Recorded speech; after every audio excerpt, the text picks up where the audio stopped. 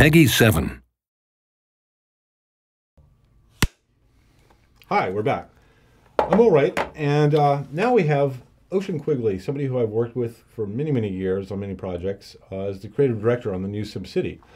So welcome, Ocean. Thank you, Will. I have to say I've had more fun playing this SimCity than I've had playing SimCity in over a decade. Excellent. That's true. You know, there was a point at which I had played SimCity so much that I was so sick, and you know this, of the whole thing, that I just didn't want to touch it for like 10 years.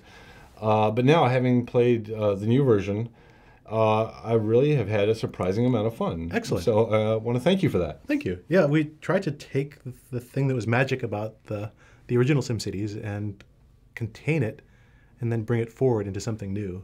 So hopefully you felt it. Yeah, I mean, there was a sense of familiarity, you know, with kind of what was going on in building a city and people moving in and all that stuff. But yet the presentation of it, you know, as I immersed myself down at the street level, could hear the people, watch them moving around, I really got the sense of what it would be like to live in the neighborhoods. While at the same time I could pull out and get this amazing kind of visual, intuitive sense of the complex system that was underneath the hood. Cool. But I thought the balance between the two was very well struck.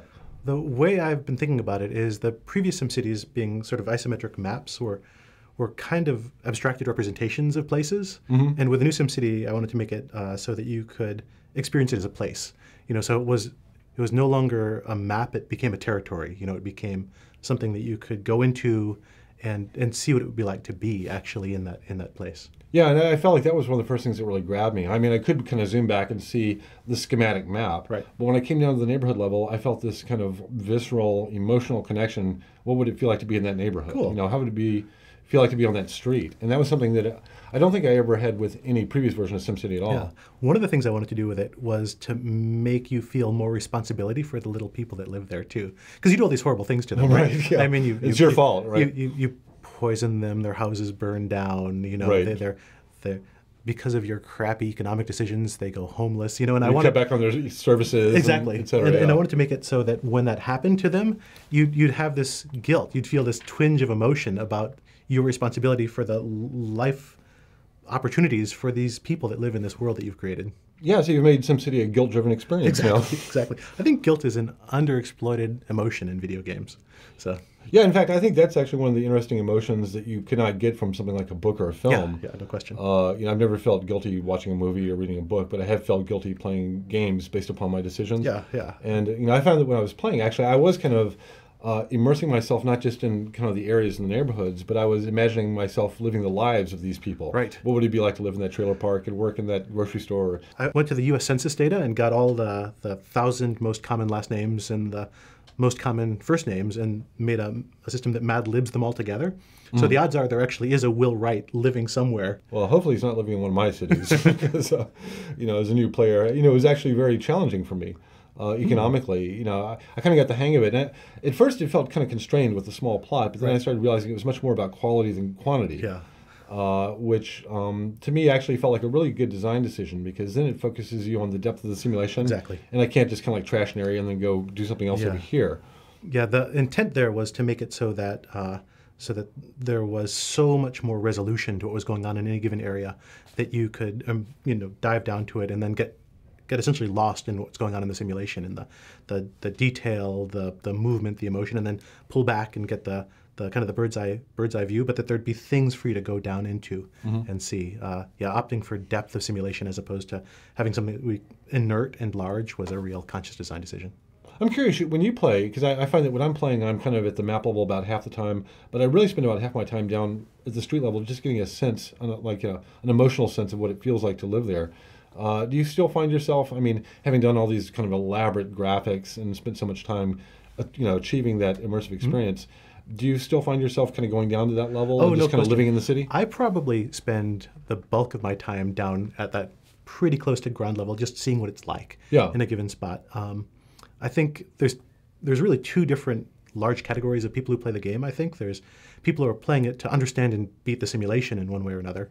And I'd say that the majority of the developers on the team are that kind of player. Right. And then there's people who are playing it because they want to build some environment and sort of feel what it's like to be in there and express some vision or fantasy about what the sort of world they'd like to build is. And I am very much in that camp. So I build stuff for 20 minutes and then I spend 45 minutes just kind of like wandering around at street level, looking at things and kind of tracking people and seeing what they're doing, and then taking screen captures of things, and then I'll zoom back out and I'll do another 20 minutes worth of work, and then I'll spend another 45 minutes zoomed in playing around with things. So it's kind of strategic up here and then experiential down there. I think so, yeah. When you zoom down, that's when you start experiencing the people as people, and the activity of the city as something that's affecting them, as something that's... Yeah, I found I spend a lot of time following like a police car and just kind of imagining what their daily beat is like, And as they drive through different neighborhoods, I'm going to get a sense of, oh, that's a kind of a scary neighborhood. That's a nice neighborhood, And I really like that it's almost a narrative that you're building,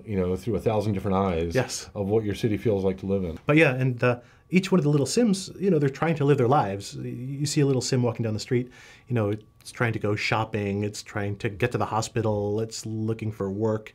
And the city emerges out of the sort of the tapestry of all those threads of Sims walking around and trying to do things. Right. It's not kind of an abstracted top-down thing. It's very much a bottom-up thing that's built out of all those stories. And I think it's part of where the guilt comes from, is that I kind of feel that they're very earnest and they're really trying their best to get a job and to do this and to do well, but they get thwarted by decisions you've made up here at the strategic level. Absolutely. You didn't build a good street, or there's no school for them to get an education, and that's when you start feeling like you're the one holding back their lives. And I think that fundamental decision to redo the simulation as a bunch of agents and objects enables sort of that close reading of the simulation and the larger emergence of the whole sort of state of the city out of those thousands or millions of individual stories. Yeah, Snow and I discussed that a bit. I mean, it does feel like a very fundamental shift away from kind of a spreadsheet experience to now kind of a terrarium with thousands of little creatures living their lives inside of this box. And it did feel like that in playing the game. I did feel like there were thousands of little agents living their lives, driving cars, waiting at bus stops, going to school, all those things. And that authenticity, I think, gave me a totally different emotional connection to the experience, that I was having as a mayor. Yeah, I think it's pretty satisfying to see the consequences of your actions on the actual lives of these little folks that live down there. Like you bulldoze a factory, and the little people that used to work there are now unemployed. Right. And you see them get kind of desperate as they go around looking for additional jobs, looking for some way to get money to pay the rent. Right. And then eventually, their cries for help get feebler and feebler and feebler, and then poof, the house goes abandoned. You see the little family leave and be homeless in the park. Yeah. And you're like, I did that. Like I as a player made those decisions that carried out. I decided early on in the game that if the little Sims couldn't be made to suffer, you wouldn't care about them. If they were invulnerable, if they didn't need anything from you. If they just poofed and disappeared. Yeah, exactly. Yeah. Then you wouldn't have any reason to care about them or care about their well-being. But by making them fragile, by making them people that need your help to live their lives, you feel a sense of responsibility and compassion for them, I think. And that's one of the things that gives the game emotional heft. Yeah, and I think that's kind of remarkable. You think of strategy games as being things that are very abstract. I don't really care if I lose a pawn in chess. Right.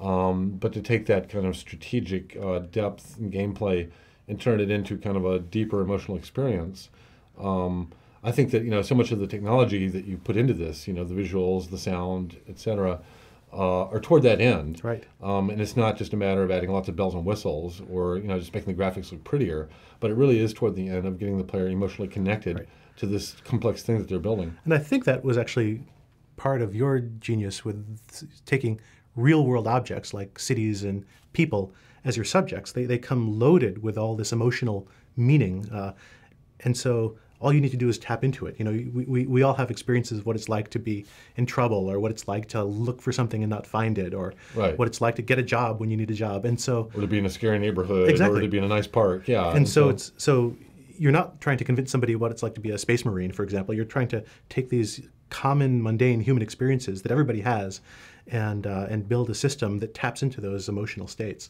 Right. It's reflecting your own experiences back to you. Yeah. But now you have a totally different level of kind of responsibility and control over it.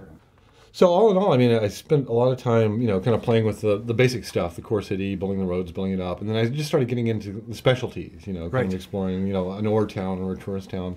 And, I was just trying to really get a glimpse of the diversity of cities. Not every city is going to be this monolithic, one-size-fits-all thing. But in fact, you get these totally different flavors of cities.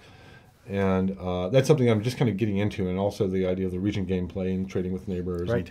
the kind of multiplayer thing. But you know, I've been just remarkably impressed, not just with this as a game, but with my history of this and how much time I'd spent thinking about it, to be kind of surprised and delighted as much as I had by such a new interpretation of it. Right. It must be like seeing your kid go off to college and then come back years later.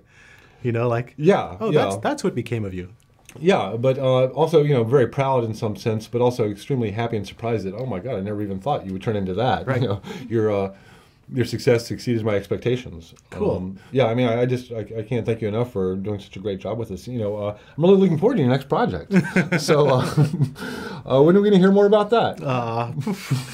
I think for now, SimCity for a little while still. Okay. Yeah. But at any rate, thank you very much, Ocean, for being here today. My pleasure, Will. Thanks. And I'm really one of your biggest fans now. Thank you.